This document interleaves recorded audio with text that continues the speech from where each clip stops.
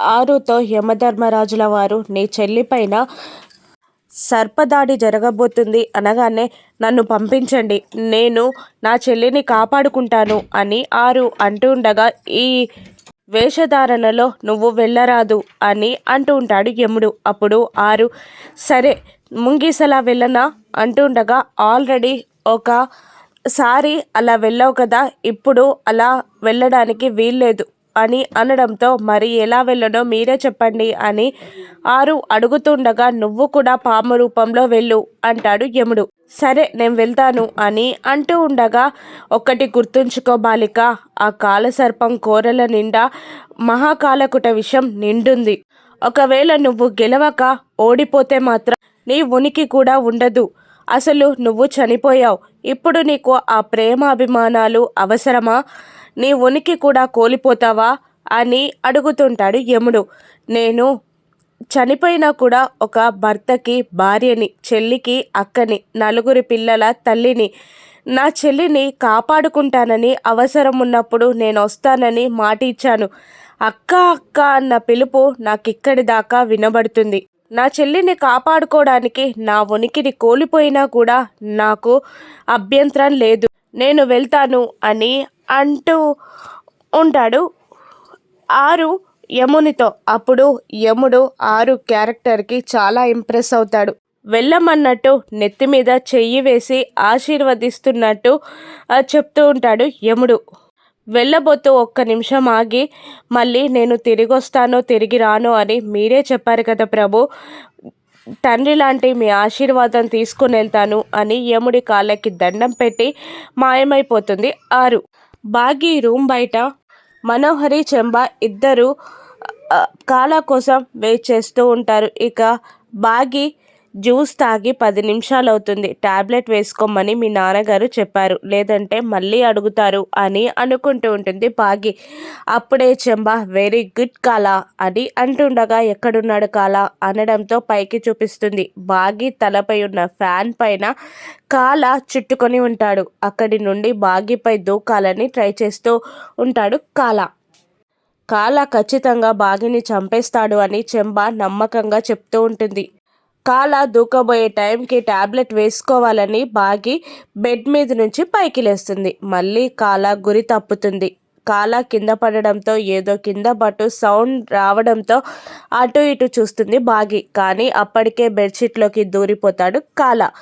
ఏమీ లేక వెళ్ళి టాబ్లెట్ వేసుకొని వాటర్ తాగబోతూ ఉంటుంది బాగి.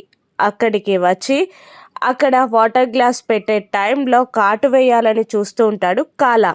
కానీ అప్పటికే కింది నుండి బాగి అన్న పిలుపు వినబడడంతో గ్లాస్ అక్కడ పెట్టకుండా ఒక్క క్షణం లేట్ చేస్తుంది. దాంతో మళ్ళీ కాలా గురి మిస్ అవుతుంది. ఆ కాలా పాము కాటు యాపిల్ పండుపై పడుతుంది. యాపిల్ పండు పాము కాటు, పాము కాలకుట విషం వల్ల నల్లగా మాడిపోతుంది. కింది నుండి రామ్మూర్తి పిలుపు వినబడగానే నాన్న వచ్చారు అంటూ కంగారుగా కిందికి వెళ్తూ ఉంటుంది. అది చూసిన మనోహరి చెంబాచి వీడిప్పుడే రావాలా, ఒక్క నిమిషం అయితే ఆ కాలా చేతిలో బాగి చచ్చేది అని సంబరపడిపోతూ విచారంగా రామ్మూర్తిని తిట్టుకుంటూ ఉంటుంది మనోహరి. రామ్మూర్తిని మంగళాన్ని కూర్చోమని రామ్మూర్తి క్షేమ సమాచారాలు అడుగుతూ ఉంటాడు అమర్. అప్పుడే బాగి కిందికి దిగి వస్తూ ఉండగా కంగారుగా వస్తున్న బాగిని చిన్నగా రామ్మ, చిన్నగా మెట్లు దిగు అని అంటూ ప్రేమగా మందలిస్తూ ఉంటాడు రామ్మూర్తి.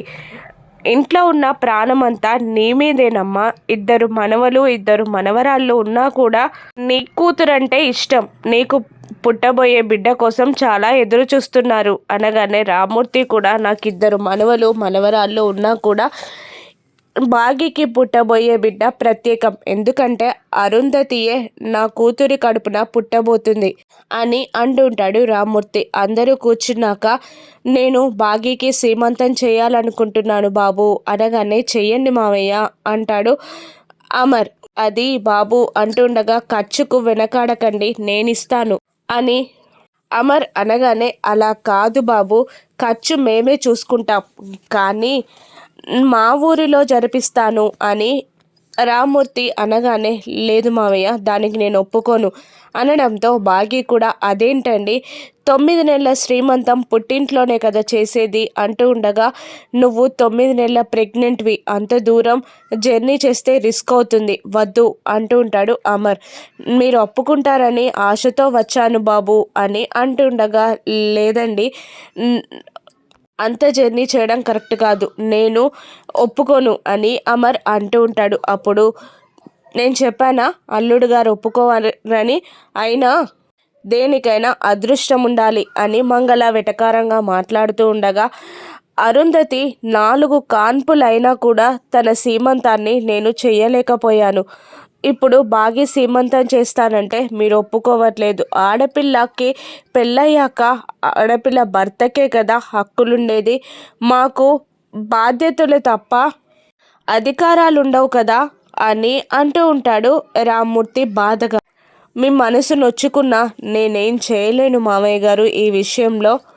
సీమంతం ఇక్కడ చేస్తే చెయ్యండి లేదంటే లేదు అని అమర్ అనేస్తాడు. దాంతో సరే బాబు నేను వెళ్ళొస్తాను అని మంగళాన్ని తీసుకొని వెళ్ళిపోతున్న రామ్మూర్తిని నాన్న నాన్న అని పిలుస్తున్నా పట్టించుకోకుండా వెళ్ళిపోతాడు.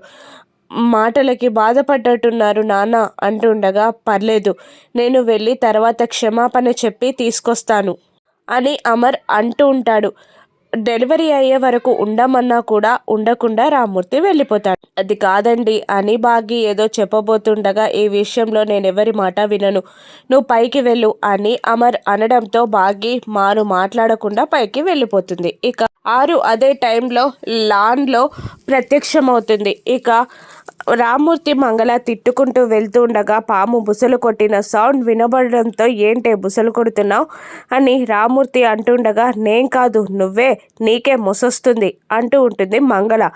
అటు ఇటు చూసి అక్కడ పాము కనబడడంతో పాము పాము అని రామ్మూర్తి వెళ్ళి అమర్కి చెప్పగానే లానంతా వెతికి ఇంట్లోకి వెళ్ళిందో చూద్దాం పదా అని అంటూ అందరూ కలిసి ఇంట్లోకి వెళ్తారు. ఇక ఆరు ఇంట్లోకి ఎంటర్ అవుతుంది. కిచెన్ గట్టు మీద ఉంటుంది. ఇక ఈ పాము ఎక్కడిది అని మనోహరి అడుగుతుండగా భాగ్యని కాపాడడానికి వచ్చిన పాము అది అరుంధతియే అనగానే ఇంకా ఆ పవర్స్ ఉన్నాయా ఇప్పుడు ఏం చేద్దాం అంటుండగా మనం ఏం చేయాల్సిన అవసరం లేదు.